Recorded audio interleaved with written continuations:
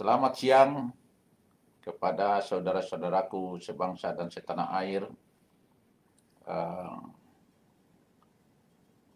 Saya ingin menyampaikan bahwa satu topik yang perlu dibahas oleh seluruh rakyat dan bangsa Indonesia, yaitu tentang menjelang pemilu 2024, ciptakan Indonesia negeri aman dan damai.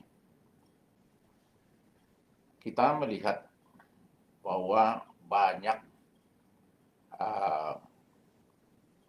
topik-topik diskusi yang sekarang ini menjurus kepada pemilu 2024 yang akan datang. Dan kita melihat kondisi sekarang ini bahwa politik di Indonesia semakin memanas ya. Bagaimana kita mencegah supaya pemilu, pilpres, dan pilkada sekaligus di seluruh Indonesia terjamin aman dan damai dan menciptakan rasa ketenangan kepada rakyat dan bangsa Indonesia. Saya melihat dan mendengar topik pembicaraan di TVRI tadi malam tentang pemilu 2024 yang akan datang. Setelah saya melihatnya cukup bagus, dan saya perlu menyampaikan sebagai Ketua Umum GPENTA, Gerakan Nasional Peduli Anti Narkoba, Tawuran dan Anarkis. Ya, yang pertama memang peredaran narkoba jangan sampai meningkat. Karena kalau narkoba meningkat, peredaran narkoba bertambah luas, maka bisa saja nanti orang-orang yang datang ke TPS itu sakau, ya, teler, dan juga apalagi kalau petugas-petugasnya juga terlibat narkoba, minum narkoba dulu, baru mau melaksanakan tugas. Ya, itu jangan sampai terjadi. Yang kedua mengenai tawuran dan anarkis. Bagaimana mencegah tawuran dan anarkis ini? Perpecahan-perpecahan itu sebetulnya sudah mulai terlihat ya, bukan perpecahan tapi perbedaan pendapat.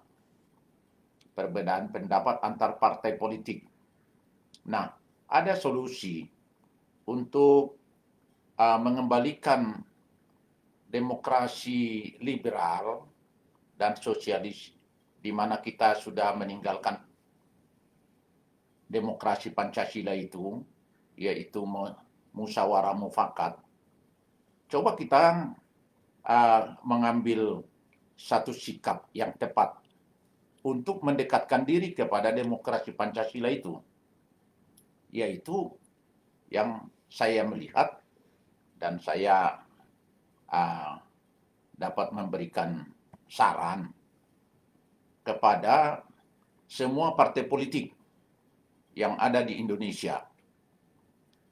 Nah, sekarang ini kan kalau kita lihat Kabinet Indonesia Maju di dalam pemerintahan Presiden Republik Indonesia Insinyur Joko Widodo, bahwa banyak partai politik yang ada di dalamnya koalisi daripada pemerintah, dan ada partai politik di luar daripada koalisi kabinet pemerintah atau kabinet dari Jokowi. Nah, dengan demikian, kalau kita mendekatkan diri kepada musyawarah mufakat, yaitu demokrasi Pancasila itu, alangkah baiknya semua partai politik yang ada di dalam Kabinet Indonesia Maju, di dalam pemerintahan Jokowi itu bersatu. Bersatu. Jadi ini menjadi koalisi yang pertama.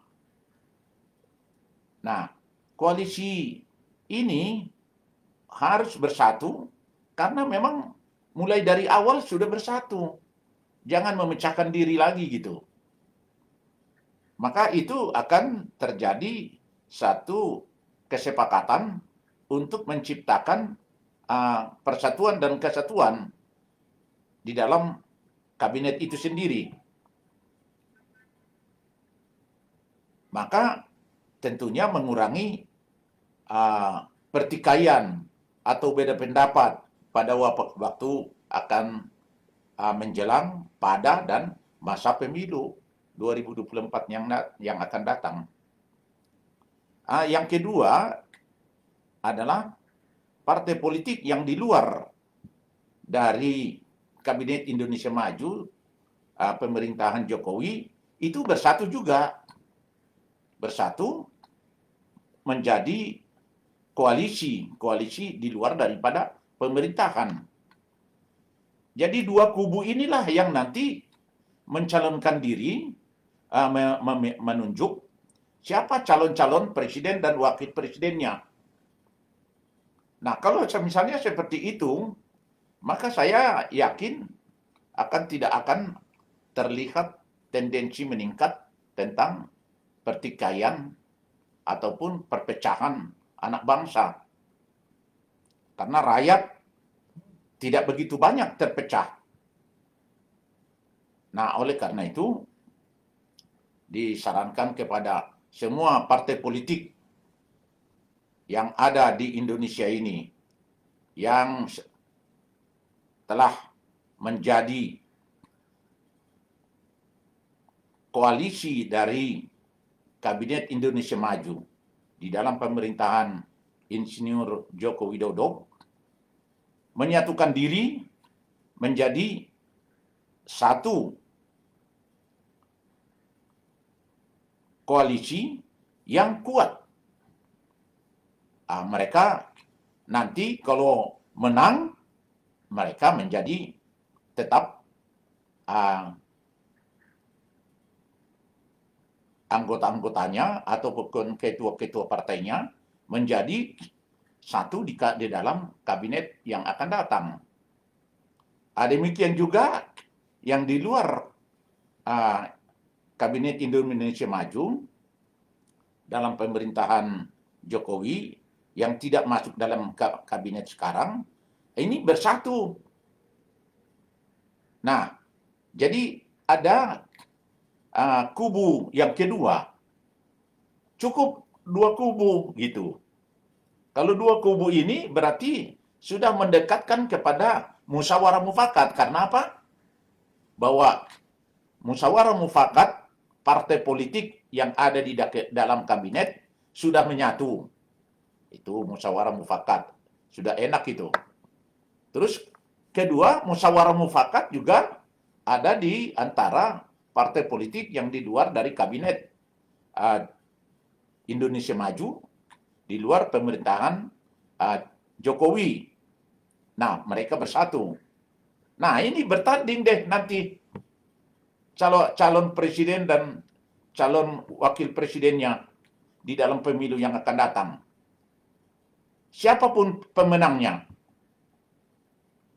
calon-calon, karena partai politik yang ada di DPR sekarang ini, anggota-anggota partai politik yang ada di DPR, pasti itu partai politik juga yang ikut dalam pemilu yang akan datang.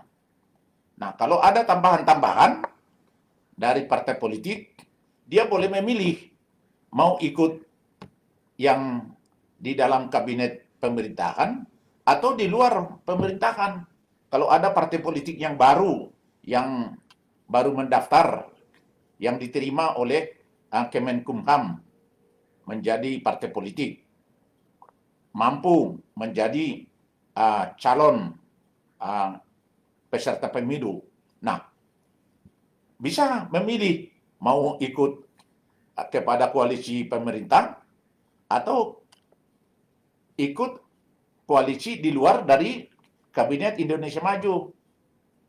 Nah ini dengan demikian, maka tidak ada tiga tahap pemilu nanti, pemilihan presiden. Tidak 2 kali, cukup 1 kali saja sudah cukup. Ini menghemat uang rakyat dan menyingkatkan waktu, tidak terlalu capek.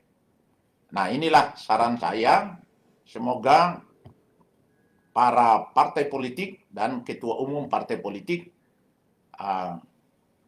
bisa menerima saran saya yang saya sampaikan. Ini adalah untuk menjaga persatuan dan kesatuan bangsa, supaya jangan retak, supaya jangan pecah, supaya NKRI berdasarkan Pancasila dan Undang-Undang Dasar 45 dapat kita pertahankan. Semoga Tuhan Yang Maha Kuasa menyertai kita semua, melindungi kita semua, bangsa Indonesia, tidak terjadi perpecahan, tidak terjadi pemberontakan, tidak terjadi masalah-masalah dalam menghadapi pemilu yang akan datang di tahun 2024. Demikian, selamat siang, terima kasih.